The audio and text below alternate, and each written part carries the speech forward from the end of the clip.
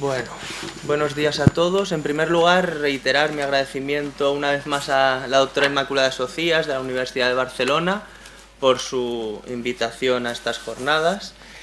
Y mi tema, recuperando algunas de las problemáticas sobre el eclecticismo arquitectónico que ya apuntaba el doctor Joan Mulet en la ponencia anterior, va en relación a ello y yo ahondaré, aunque por falta de tiempo esbozaré rápidamente algunas de las importancias de la naturaleza y de los procesos creativos de uno de los edificios de la Exposición Universal de Barcelona, como es el Palacio de Bellas Artes. Aquí les muestro esta foto célebre de Pau Audouart, el fotógrafo oficial de la exposición, y podemos observar ya este juego de volúmenes típico de este eclecticismo que busca la solemnidad arquitectónica y que el arquitecto Auguste Fontcarrera, un arquitecto que estudia, como la mayoría de su generación, en la Escuela de Arquitectura de Madrid de 1863 a 1869, busca esas referencias a las interpretaciones clasicistas del eclecticismo del Segundo Imperio francés y también con algunas combinaciones de modelos germánicos. Es un tipo de combinación que también aparece mucho en la arquitectura madrileña, y han habido algunos casos que ya ha citado Joan Mulet, como Ricardo Bosco Velázquez, por ejemplo.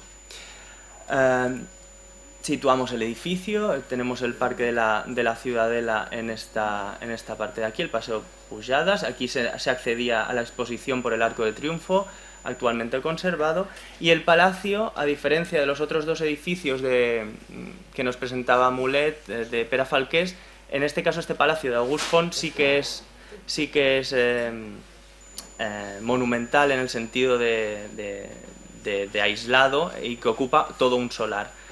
Actualmente en este solar están unos juzgados que actualmente no se utilizan y que están, creo que, en proceso de derribo. Bien, la tesis de mi ponencia y la parte importante es definir la función como ente generador de la propia arquitectura, y así como el concepto de belleza arquitectónica propuesto por Font, pero que no era, digamos, original suyo, sino que era típico de toda esta generación de arquitectos que les comentaba.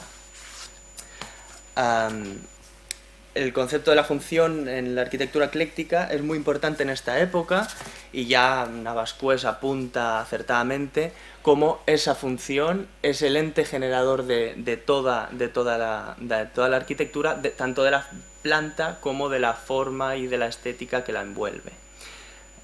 Un ejemplo claro y madrileño en este caso, que recoge Repullés, explica, comenta que para el Palacio del Banco Nacional en Madrid se celebró un concurso que quedó vacío, y Repullés alega que se debe a que los arquitectos no conocen ni comprenden las necesidades y funcionamientos del banco.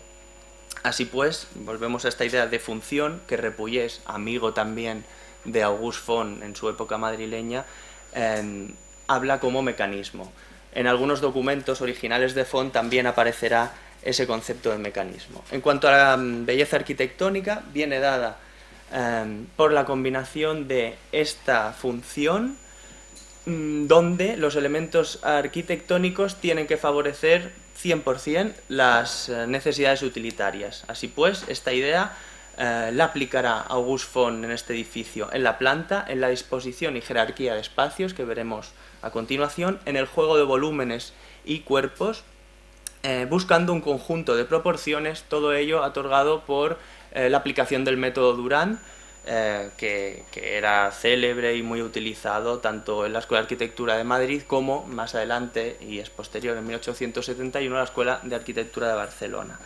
El método Durán, que se basaba en la multiplicación y división de un mismo módulo. En el caso del Palacio de Bellas Artes, vemos la planta, tenía 4 torres angulares regulares, y las medidas de esta torre resultará el módulo regular, que se multiplicará y dividirá para generar toda la planta, buscando esa idea de fomentar y definir la función de todos los espacios. Aquí vemos la multiplicación de este módulo. Así pues, el gran salón central, a modo de los salones imperiales franceses del Segundo Imperio, por ejemplo, el Palais de l'Industrie de 1855, la primera exposición universal en el reino de Napoleón III, sigue esta línea. El método, la multiplicación en este caso de la torre, que las torres medían 10 por 10, con lo cual eran regulares, es la multiplicación de 5 por 3 de la torre. Así las naves laterales serán de 6 por 1 y toda la longitud del palacio tendrá la multiplicación de 8 por 1 del módulo. El ancho es 5 por 1. Estas partes sobresalientes son las fachadas posterior y anterior, la principal, que divide este módulo para generar el avance de la fachada, otorgando mayor monumentalidad. Es importante, y lo haré rápidamente, porque ver la presencia de hierro en el edificio. Toda la estructura del edificio era de hierro forjado, debido al diseño de Joan Torras Guardiola, el apodado Eiffel catalán, y vemos toda esta estructura. Esta parte corresponde lógicamente al salón central, de una manera, tenía una altura de 35 metros, y se soportaba mediante estos tirantes exteriores que hacen la función de arbotantes, y aquí hallamos los dos pisos de las naves laterales con las jácenas horizontales que recogen la multiplicación múltiple que también hallamos en los cuchillos. Debemos decir también que los cuchillos del salón central eran 10, otra vez la repetición de ese módulo, en este caso en cuanto a número de cuchillos. Una colaboradora y amiga participó conmigo para reconstruir este edificio que actualmente no se conserva, y aquí hallamos la estructura metálica con esta pasarela que correspondería a una balconada perimetral de todo el salón central, el suelo del primer piso y el techo de este primer piso. Aquí vemos la multiplicación de estos 10 cuchillos sobre la planta. La idea del hierro, y Joan Torras Guardiola lo afirmaba, promulgaba esa idea de considerar el hierro en sus tres triple aspecto, dice, el artístico, el científico y el económico. Así pues, el artístico es muy importante porque la visualización de esta multiplicación de triangulaciones aporta mayor riqueza y mayor suntuosidad mediante un material que a priori es industrial. En cuanto a un detalle de las jácenas laterales, de las naves laterales, perdón, en los cruces de las multiplicaciones triangulares se hallaban pequeños florones de yeso que iban pintados de purpurina y servían para buscar el contraste cromático dentro de la sala.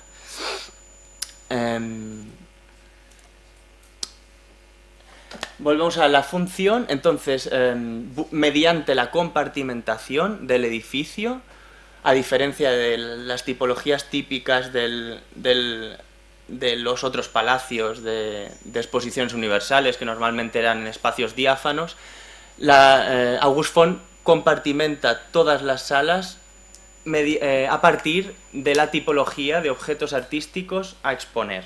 Así pues, si tenemos dos grandes funciones del edificio, la de solemnidades y actos musicales más importantes, y por ello se halla aquí el gran primer órgano eléctrico en España, del vasco Aquilino Amezua.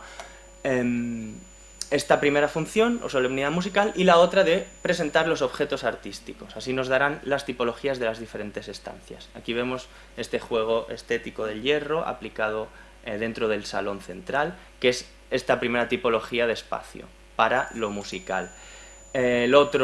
Otra tipología de espacio son las salas que sitúa August Font en las naves laterales inferiores y que a partir de la forma y de la iluminación, es una iluminación lateral. Aquí hallamos las salas que durante el periodo de la Exposición Universal están destinadas a la sección de arqueología, donde coleccionistas particulares presentaban sus colecciones. Entre ellos había parte de la colección de hierros de Santiago Rusiñol del Cauferrat, por decir un ejemplo. Vemos como la forma de estas salas de la planta baja están adecuadas para presentar, y Font en sus escritos, donde genera la planta a partir de la función y el espacio, dice: salas adecuadas a la escultura, láminas, grabados, proyectos de arquitectura. La forma exterior, gracias a la tipología de iluminación, también se verá afectada por esta funcionalidad de la tipología de objeto artístico. También dentro de la compartimentación establece jerarquías de espacios. Hay espacios mucho más privilegiados, y este es después del salón central que hemos visto tan importante, este es el de mayor importancia, y es el que con el tiempo se llamará, y hasta el 1942, que se destruye el edificio, Salón de la Reina Regente. Salón de la Reina Regente porque era donde estaba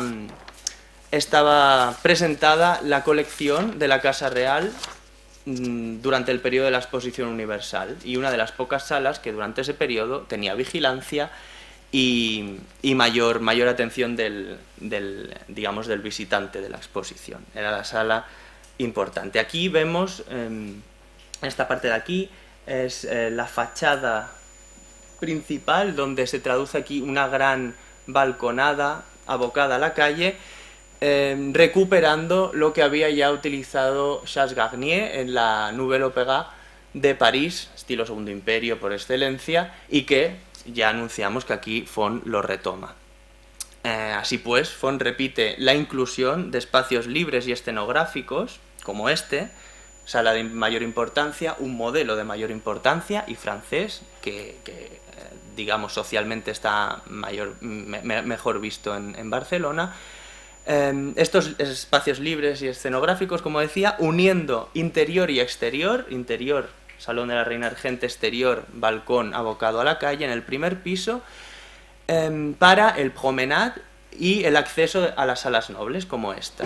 Según Garnier, se aplica esta idea de Garnier que decía, y según él es un juego arquitectónico muy útil que afecta al espectador mentalmente y hace que éste comprenda el lugar de privilegio dentro del totum arquitectónico. Y esta idea es la que aplica aquí Auguste Font para acentuar la importancia de esta gran sala del primer piso. Bueno, aquí os había puesto del archivo administrativo de Barcelona diferentes secciones y alzados de la sala más importante. Y una fotografía de la época también de la Exposición Universal, donde vemos las colecciones de la Casa Real, de la Reina Regente, que es otra de mis líneas de investigación paralela, que presenta qué objetos de esta colección presenta en Barcelona y bajo qué idea y con qué mensaje de cara a los barceloneses, a los españoles y sobre todo de cara a los extranjeros visitantes. Vemos aquí ya la inclusión, como es el primer piso, de la luz cenital mediante este sistema de claraboyas y velariums con bastidores regulares. Y la otra tipología de sala son las del primer piso de las naves laterales, que estaban expuestos, y Auguste Font lo especifica así, como las ideales para presentar toda la pintura. Y creo que esta es una foto de la sección española de pintura de la exposición, y vemos cómo el sistema de velariums también aparece aquí multiplicado infinitud en cada sala para la iluminación cenital.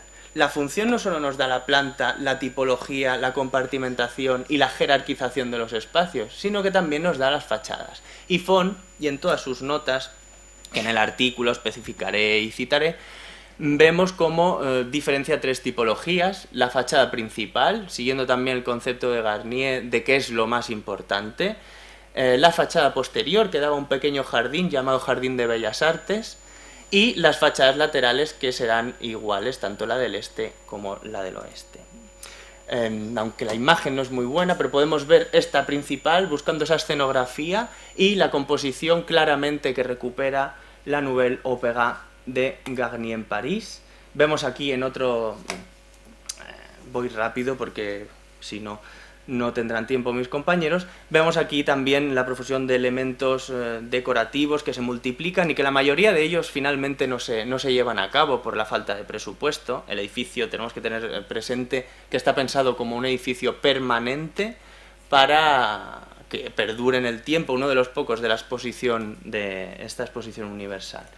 Y aquí creo que es quizá lo más interesante en cuanto a la fachada, y en esta fotografía se ve mucho mejor, la combinación de estas dos grandes referencias europeístas para buscar en Barcelona la presencia de un templo dedicado al arte, a las colecciones, con este gusto por el eclecticismo culto que combinado te genera nuevas composiciones. Vemos cómo se repite en la parte central la Nouvelle Opéra de París, con menos elementos, no la hiperbolización que Garnier aplica en la ópera parisina, con esta arcuación, 4 accesos, en las enjutas la presencia de medallones con artistas. En el caso de la ópera son compositores, lógicamente. En el caso del Palacio de las Artes son artistas célebres y valorados en el momento. Y arriba la presencia de esta balconada abocada a la calle, buscando esa escenografía. A su vez, recupera un modelo germánico muy valorado tanto por Élie Rogen, que era el director general de las obras de la exposición, como por el propio Font, y que es las obras de Leo von Klenz en Múnich. Y el caso de los propileos es aquí evidente.